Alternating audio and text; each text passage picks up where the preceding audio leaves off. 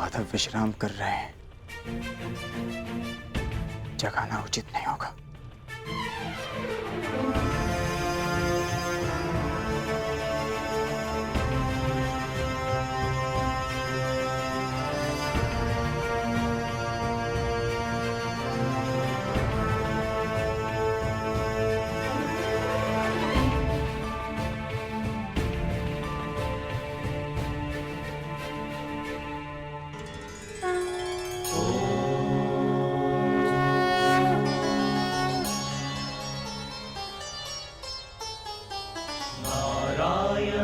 नमस्कृत्य नरं चैव नरोत्तमम्।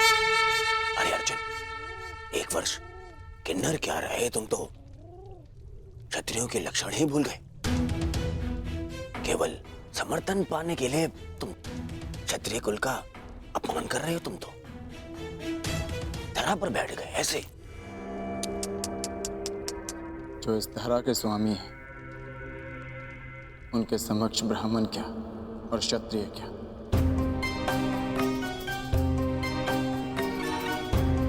ना मैं इस समय क्षत्रिय हूं और ना ही मेरे मन में समर्थन का लोभ। मैं तो केवल इस समय एक भक्त हूं जो अपने आराध्य के चरणों में बैठा है।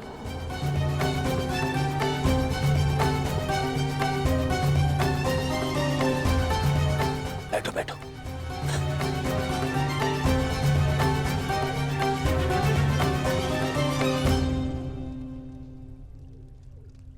माधव,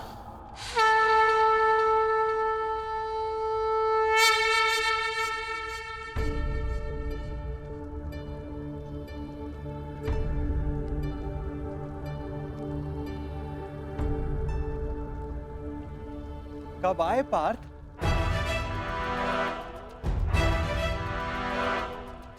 मुझे तो तुम्हारे आने का भान ही नहीं हुआ। आप विश्राम कर रहे थे माधव, इसलिए जगाना उचित नहीं समझा। और तुम नीचे क्यों बैठे हो?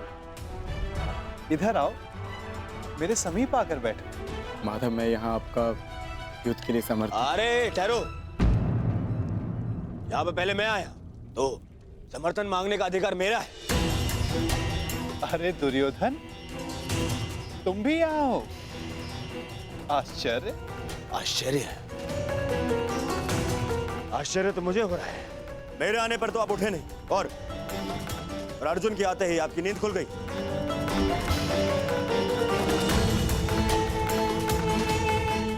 वासुदेव,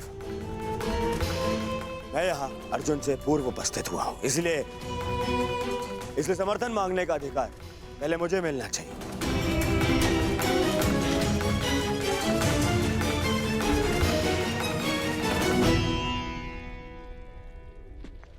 ये तुम्हारा मत है दुर्योधन, परंतु पहले मैंने अर्जुन को देखा, इसलिए मांग रखने का अवसर पहले अर्जुन को ही मिलना चाहिए। यही धर्म है। परंतु नियम यह था वासुदेव कि जो द्वारका पहले पहुंचेगा, आपका समर्थन उसी को मिलेगा। और मैं अर्जुन से पहले यहां उपस्थित हुआ हूं।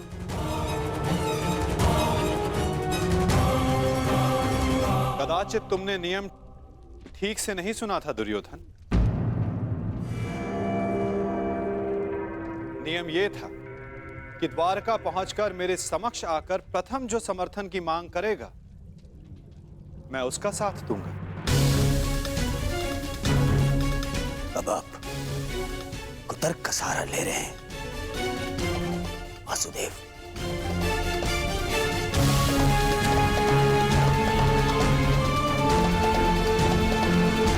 जानता था मैं कि आप पक्षपात अवश्य करेंगे। आरोप मत लगाओ माधव पर।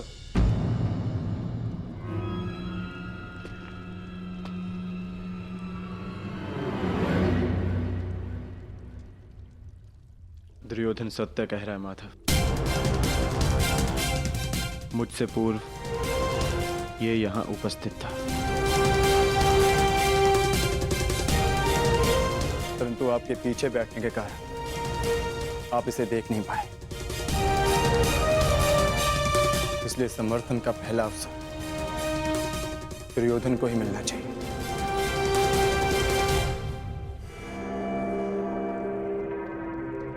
कुछ समझ में आया दुर्योधन? कुछ मांगने के लिए अहंकार नहीं, विनम्रता होनी चाहिए।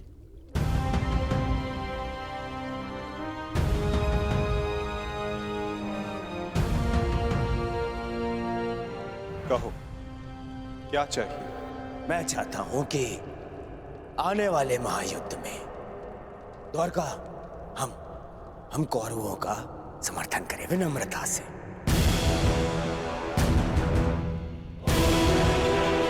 अपनी मांग पर अड़िग हो? हाँ, अड़िग हूं। मेरी यही मांग है। मैं चाहता हूं कि महायुद्ध में द्वारका हम कौरवों का समर्थन करें। ठीक है, तथास्तु।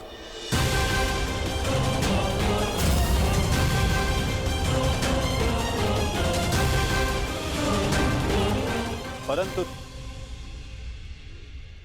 तुम्हारे इस वचन ने मुझे बहुत बड़ी उलझन में डाल दिया है दुर्योधन। अब मुझे हस्तिनापुर के साथ साथ इंद्रप्रस्थ की भी सहायता करनी होगी। असंभव! क्या असंभव है? ये पक्षपात है। परंतु तुमने यही तो मांगा है गांधारी नंदन। मैंने वचन बोलने से पूर्व अपने मन की तुला पर उन वचनों को तौल लेना चाहिए दुर्योधन।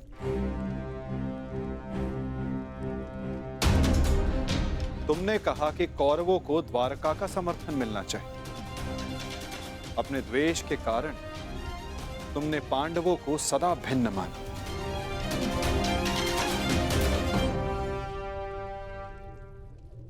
परंतु नीति अनुसार हर कुरु संतान कौरव है और पांडव भी उसी कुरु वंश के हैं जिसके लिए तुमने सहायता की मांग रखी है।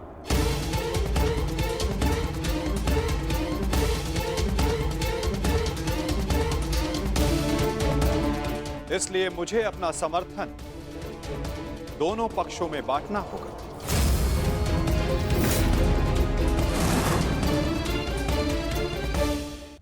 इसलिए मुझे अपना समर्थन दोनों पक्षों में बांटना होगा।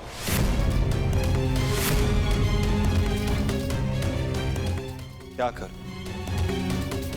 पक्षपाती होना मेरे स्वभाव में जो नहीं। पक्षपात तो कर ही रहे हैं आप। हम दोनों एक दूसरे के विरुद्ध खड़े हैं। तो स्पष्ट कीजिए, हम दोनों को एक साथ कैसे समर्थन देंगे आप?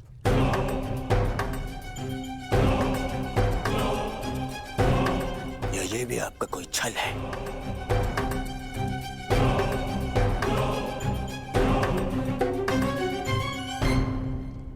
विभाजन से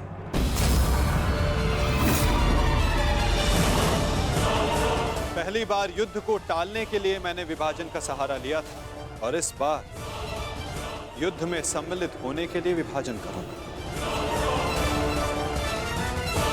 मैं द्वारिका की शक्ति को 2 भागों में विभाजित करूंगा।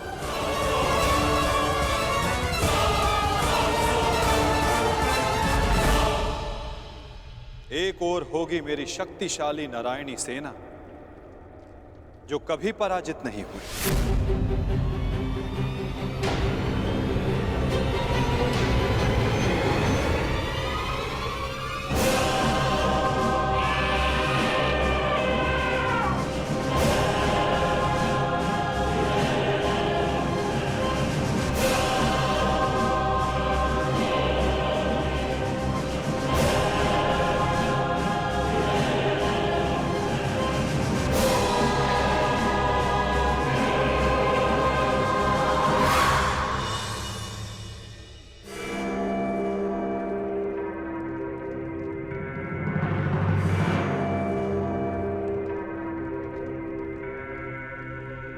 और दूसरी ओर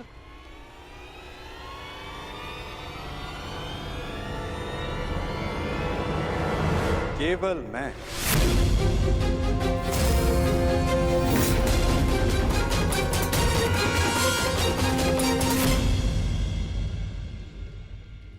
अकेला और निहत्था। मैं वचन देता हूं, किसी भी परिस्थिति में मैं इस युद्ध में अस्त्र नहीं उठाऊंगा।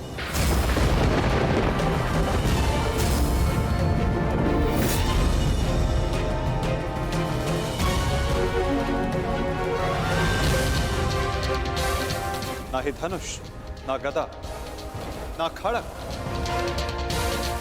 ना ही सुदर्शन चक्र।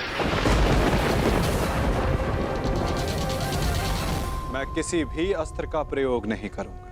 क्या आप युद्ध में अस्त्र नहीं उठाएंगे? हाँ दुर्योधन, सही सुना तुमने।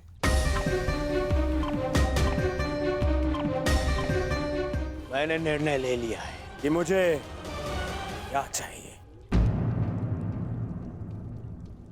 नहीं दुर्योधन, पहले तुम्हें मांगने का अवसर नहीं मिलेगा।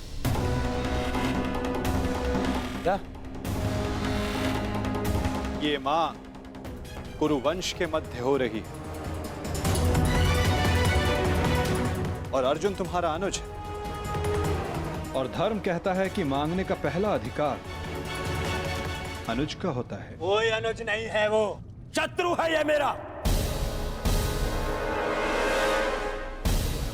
और आपने ने कहा था जो आपके समक्ष पहले आएगा आपका समर्थन उसी को मिलेगा। मैंने अपना वचन निभाया दुर्योधन। तुमने कुरुवंश को समर्थन देने की मांग की और कुरुवंश के लिए मैंने अपनी शक्ति को 2 भागों में विभाजित किया। अब विषय नीति का है दुर्योधन, और नीति के अनुसार प्रथम मांगने का अधिकार अर्जुन को। यदि बात नीति की है तो इस अर्जुन का यहां आना ही नीति सम्मत नहीं है। किसी राज्य का राजा नहीं है वो। राजा तो तुम भी नहीं हो युवराज दुर्योधन। परंतु मैं अपने पिता महाराज धृतराष्ट्र का प्रतिनिधित्व करता हूं। और मैं अपने ज्येष्ठ भ्राता महाराज युधिष्ठिर का प्रतिनिधित्व करता हूं। राजा है? कैसा राजा? 13 वर्ष पूर्व उनसे उनका सिंहासन छिन चुका है। और वही सिंहासन उन्हें मिले, इसलिए ये युद्ध हो रहा है। तो यदि तुमने राज्य लौटा दिया होता तो ये युद्ध कभी नहीं होता। यदि अज्ञातवास पूर्ण किया होता तो राज्य अवश्य लौटा देता। दुर्योधन!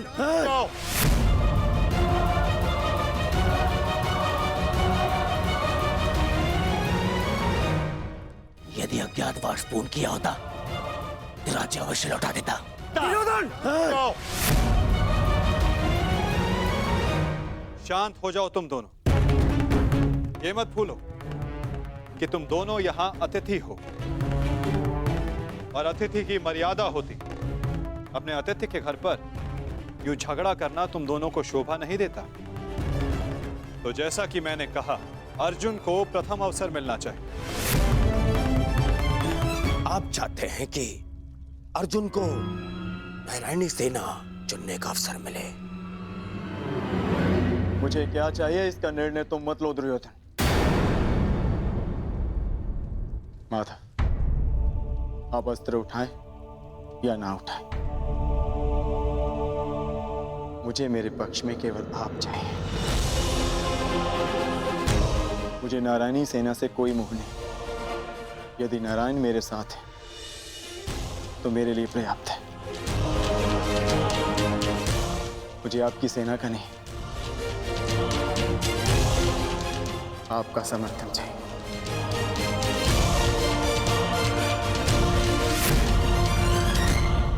क्या आपको यह विनती स्वीकार है माधव?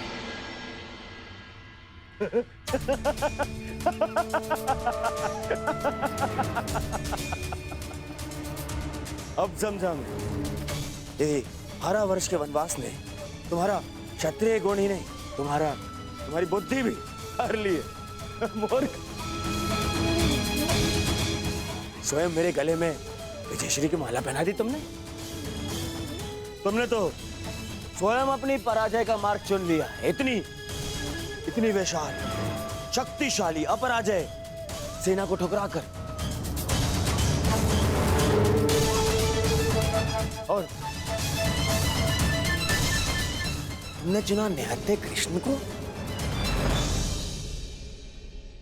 जो अब कदाचित स्वयं की रक्षा भी नहीं कर पाएगा युद्ध में।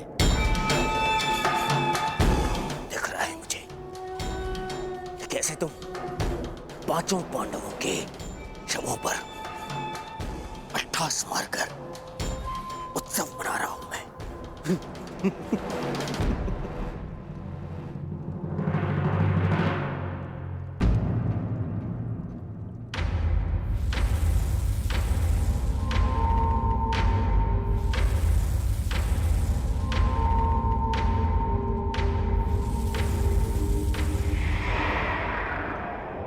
कृष्ण मुस्कुरा रहा है।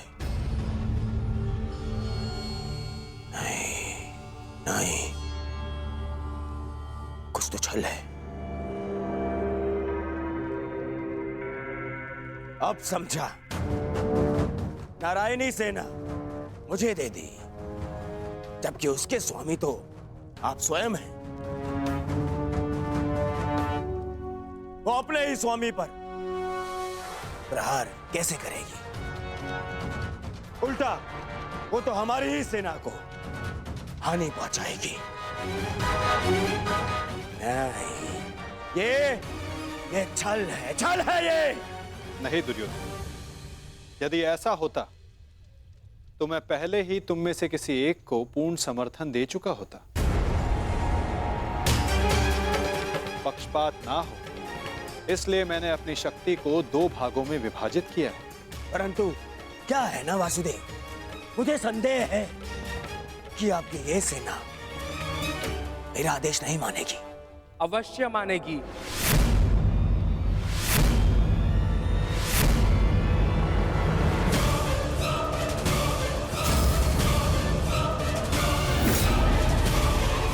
क्योंकि मैं नारायणी सेना का नेतृत्व करूंगा। वसुरश्री,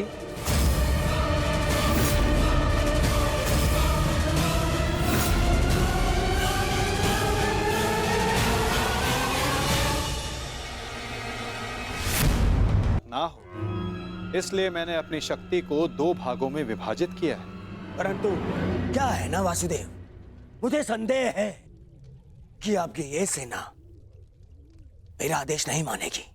अवश्य मानेगी।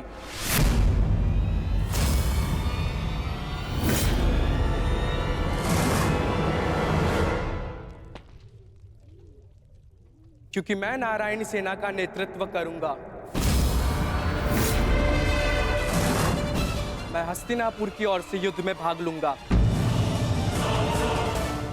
और नारायणी सेना का सेनापति बनकर निर्देश दूंगा। अब कोई छल नहीं कर पाएगा और ना ही कोई विद्रोह।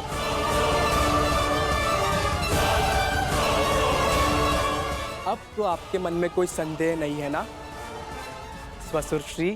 अब कोई संदेह नहीं।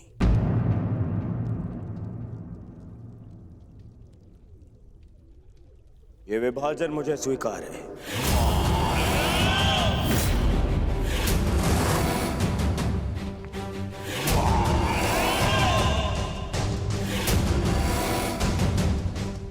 हस्तिनापुर नारायणी सेना की प्रतीक्षा करेगा। अब मुझे आज्ञा दीजिए। बहुत कार्य शेष है, तैयारियां करनी है। विनम्रता से।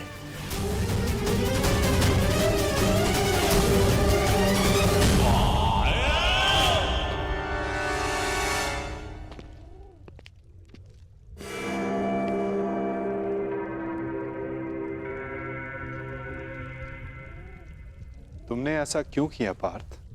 मेरे समर्थन के लिए इतना बड़ा त्याग? मुझे ऐसा कुछ नहीं चाहिए माधव।